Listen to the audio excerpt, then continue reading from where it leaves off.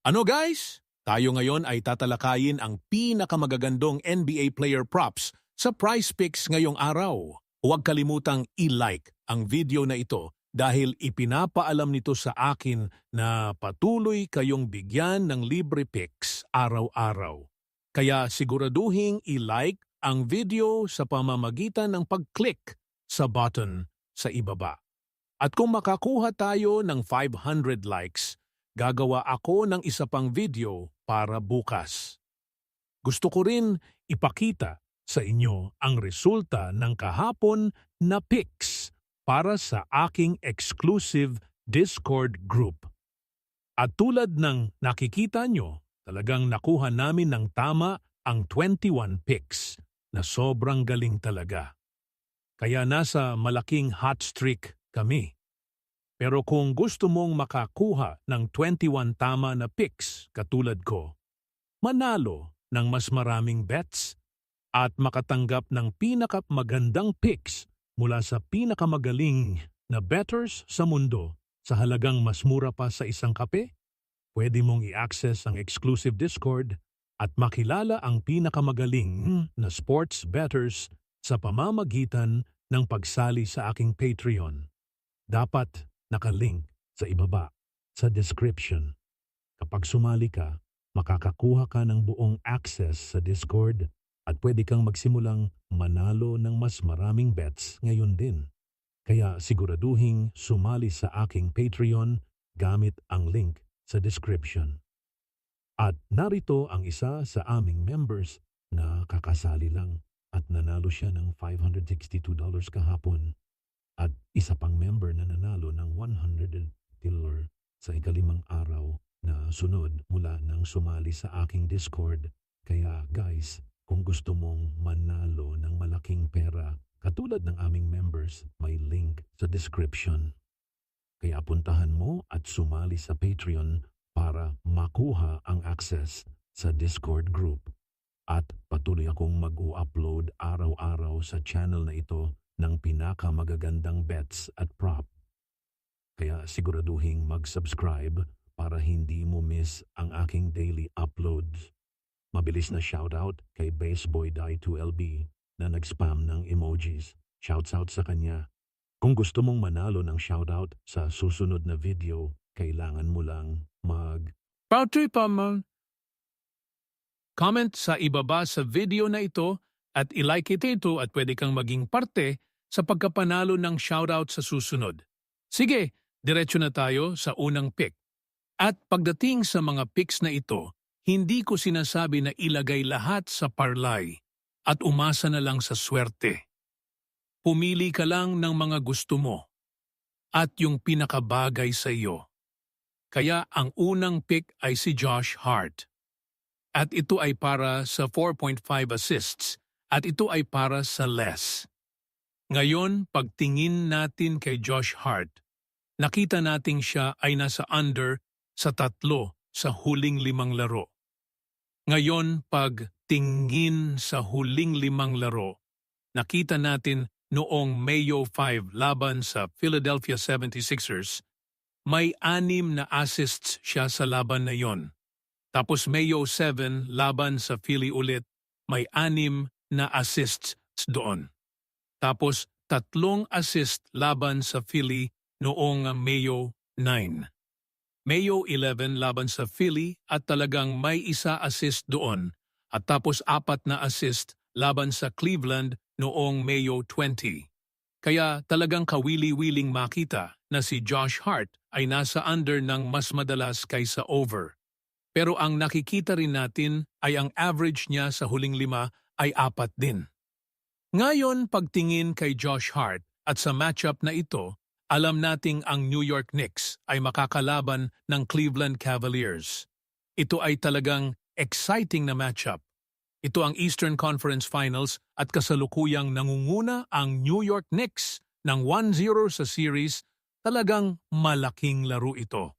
Ngayon, pagtingin sa matchup na ito, alam din natin na pagdating sa New York at Cleveland, simula sa New York Knicks kung saan sila nagra-rank, ang New York Knicks ay nasa 2nd pwesto sa Eastern Conference. May 53 panalo at 29 talo sila na 64.6% win percentage. 30-10 sa home, 22-19 sa away at kasalukuyang nasa one-game losing streak. Alam nyo na yung losing streak na yon ay noong regular season pero maganda ang naging season ng Knicks para makuha ang number 3 spot at makakalaban sila ng Cleveland Cavaliers na nasa ika-4 na pwesto sa Eastern Conference. May 50 togon panalo at 30 talo sila. 63.4% win percentage. 27-14 sa home, 25-16 sa away at kasalukuyang nasa one-game win streak. Talagang kawili-wili. Sa kabuuan, exciting ang matchup na ito. Pero alam din natin na ang Cleveland Cavaliers ay kasalukuyang down 1-2 sa series. At pagtingin kung saan nagra-rank ang Cleveland Cavaliers pagdating sa assists allowed, nasa ika-16 sila at nagpapahintulot ng 26.9 assists bawat laro. Kaya kawili-wiling makita. Dahil dito, alam nating nagpapahintulot ang Cleveland ng maraming assists. Kaya bakit natin gusto ang under sa sitwasyon na ito? Ito ay dahil magaling ang Cleveland Cavaliers sa paglimit ng assists sa posisyon ni Josh Hart. Oo, magaling si Josh Hart, pero sa matchup na ito, hindi lang siya madalas nasa under, kundi nasa under din siya sa Game 1. At iyon ay dahil sa defensive strategy ng Cleveland na nagtrabaho para sa kanila dahil na-limit si Josh Hart sa kanyang playmaking. At inaasahan natin na magiging katulad ulit sa susunod na laro. Pagdating din kay Josh Hart sa matchup na ito, hindi lang siya nasa under laban sa Cleveland sa pinakahuling laro, kundi nagkaharap na sila ilang beses dati. Nagkaharap sila 2 beses sa regular season. Sa Disyembre 25, may 15 points, 5 rebounds, 3 assist, walang steals at walang blocks. Tapos, Pebrero 24, may 26 minutes, 10 points, 4 na rebounds, 5 assist, 1 steal, walang blocks. Talagang kawili-wili. Sa 2 larong iyon, nasa under siya sa isa at over sa isa. Pero sa susunod na ito, may confidence tayo sa under. Lagi kong sinasabi na dapat kunin ito ng may pag-iingat dahil iba ang playoffs. Pero pagkatapos ng nangyari sa Game 1, inaasahan natin na gagamitin ulit ng Cleveland ang parehong strategy mula sa regular season. Kaya dahil dito, siguradong bantayan ang under para kay Josh Hart. Pagdating din sa pros, mayroon din silang parehong linya para sa kanya. May 4.5 sila at pabor sila sa under. At ang projection nila ay 4.8 assists, kaya pabor sila sa over. Pero sumasang-ayon tayo sa bookies, pero laban sa projection. At sa huling 15 laro, nasa under siya sa humigit kumulang 67% ng mga matchup. Kaya sa susunod na ito, talagang gusto natin ang under at may value ito. Kaya si Josh Hart sa 4.5 assists for less ay magandang pick. Sige, papunta sa susunod. Pag-uusapan natin si Mikal Bridges. Si Mikal Bridges, magaling na player, alam nyo? Ito ay isa pang assist na para sa 2.5 at ito rin ay for less. Pagtingin kay Mikal Bridges, nasa under siya sa 3 sa huling 5 laro. Sa 5 larong iyon, Mayo 5 laban sa Philadelphia 76ers, may 5 assists. Mayo 7 laban sa Philly, 2 assists. 1 assist laban sa Philly noong Mayo 9. Mayo 11 laban sa Philly, 6 na assists. At 1 assist laban sa Cleveland noong Mayo 20. Kaya nasa under si Bridges ng mas madalas. Pero ang average niya sa huling 5 ay 3. Talagang kawili-wili. May malalaking playmaking games siya pero sa iba ay sobrang under. Ang New York Knicks ay may magandang matchup laban sa Cleveland Cavaliers na napag-usapan na natin. Bilang paalala, ang New York Knicks ay nasa ikatlo sa Eastern Conference na may 53 to 29, 64.6% win percentage, 30 to 10 home, 22 to 19 away, at one-game losing streak noong regular season. At ang Cleveland ay nasa ikaapat na, may 52 to 30, 63.4%, 27-14 home, 25 to 16 away, at one-game win streak. Kawili-wili. Si Mikal Bridges ay madalas nasa under, at ang Cleveland ay nasa ika-16 sa assists allowed na 26.9. Pero gusto pa rin natin ang under dahil magaling ang Cleveland laban sa posisyon niya bilang small forward. Hindi rin mataas ang usage rate niya sa assists. Oo, over siya sa 2 laro laban sa Philly, pero outlier iyon. Kaya overinflated na ang linya at mas maraming value sa under. Kaya bantayan ang under para kay Mikal. Nahirapan din siya sa unang laro kaya gusto natin ang under. Nagkaharap na sila ng Cleveland ilang beses. Oktubre 22, 33 minutes, 16 points, 5 rebounds, 6 na assists, 3 steals, 2 blocks. Disyembre 25, 36 minutes, 20 minutes, 12 points, 3 rebounds, 4 na assists, 2 steals, 1 block. Pebrero 24, 32 minutes, 18 points, 4 na rebounds, 2 assists, 3 steals, 1 block. Sa 3 larong iyon, nasa under siya sa isa. Pero gusto natin ang under dahil nagbago ang strategy ng Cleveland at naapektuhan si Mikal katulad sa Game 1. Kaya inaasahan natin ang katulad na performance. Bagamat magaling siya sa ilang laban, gusto pa rin natin ang under. Ang pros ay may parehong linya at pabor sa under ng malaki. Ang projection ay 3.7 kaya laban tayo rito. Sa huling 15 laro, nasa under siya sa 67%.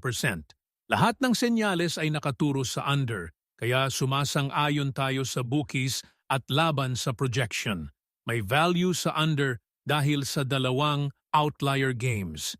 Kaya si Mikal Bridges, 2.5 assists for less, ay magandang pick. Sige, papunta sa susunod, pag-uusapan natin si Donovan Mitchell.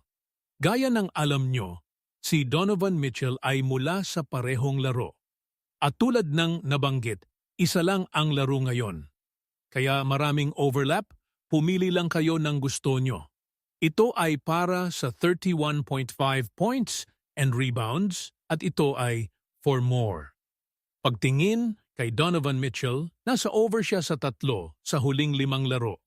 Sa 5 larong iyon, Mayo 12 laban sa Detroit, 48 points and rebounds. Mayo 14 laban sa Detroit, 25. Mayo 16, 22. Mayo 18, 32. At Mayo 20 laban sa New York, 34 points and rebounds. Kawili-wili. Nasa over siya ng sa mas madalas at average niya ay 32.2. Si Donovan Mitchell ay makakalaban ng New York Knicks. Naalala nyo ang rankings nila pero bilang paalala, mahaba ang kanilang paglalakbay. Ang Cleveland ay nagdaan sa Toronto Raptors at Detroit Pistons. Ang Knicks naman sa Atlanta Hawks at Philly. Pareho silang malapit sa ranking. Ang Knicks ay nasa ikalima sa points, allowed na 110.1 at ikatlo sa rebounds, allowed na 40.5. Bakit gusto natin ang over para kay Donovan Mitchell? Dahil nahirapan ang Knicks sa guard position sa unang laro kaya inaasahan nating makakakuha siya ng advantage sa Game 2. Magaling siya sa unang laro kahit natalo sila at madali niyang na-hit ang linya. Nagkaharap na sila ng Knicks 3 beses. October 22, 36 minutes, 31 point. 2 rebounds, 5 assists, 2 steals, 1 block at over siya. Disyembre 25, 33 minutes, 34 points, 7 rebounds, 6 na assists, 4 na steals.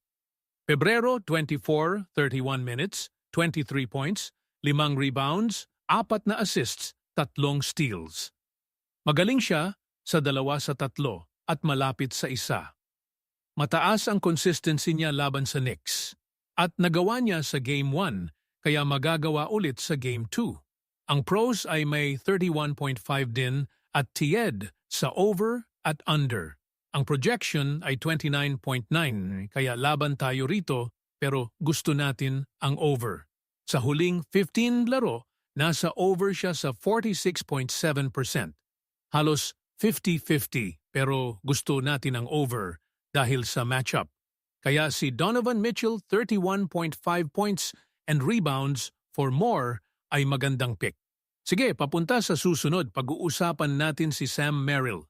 Si Sam Merrill, magaling na player. Gusto natin ito dahil points and assists ito para sa 9.5 at for less. Pagtingin kay Sam Merrill, nasa under siya sa 2 sa huling 5 laro. Mayo 12 laban sa Detroit, 8 points and assists. Mayo 14, 7. Mayo 16, 11. Mayo 8-5, May 18-20. Mayo 20 laban sa Knicks, 14. Kawili-wili, average niya ay 13. Si Sam Merrill at Cleveland ay makakalaban ng Knicks. Naalala niyo ang rankings at ang kanilang record sa last 10 games. Mahirap ang kanilang paglalakbay.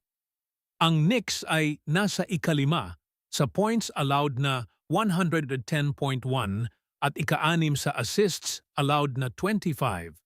Bagamat over siya sa unang laro, inaasahan natin ang under dahil mag-a-adjust ang Knicks at limitahan siya. Magaling sila sa kanyang posisyon. Nagkaharap na sila ng Knicks 3 beses.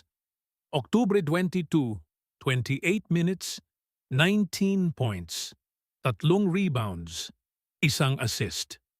Disyembre 25, 29 minutes, 11 points, 5 rebounds, 1 assist, 2 steals. Pebrero 24, 21 minutes, 0 points, 1 rebound, 1 assist. Nasa under siya sa 1 sa 3 pero gusto natin ang under dahil mag-a-adjust ang Knicks. Ang pros ay may 9.5 din at pabor sa under. Ang projection ay 14.1 kaya laban tayo rito. Sa huling 15 laro, nasa under siya sa 60%. Talagang gusto natin ang under at may value ito. Kaya si Sam Merrill 9.5 points and assists for less ay magandang pick.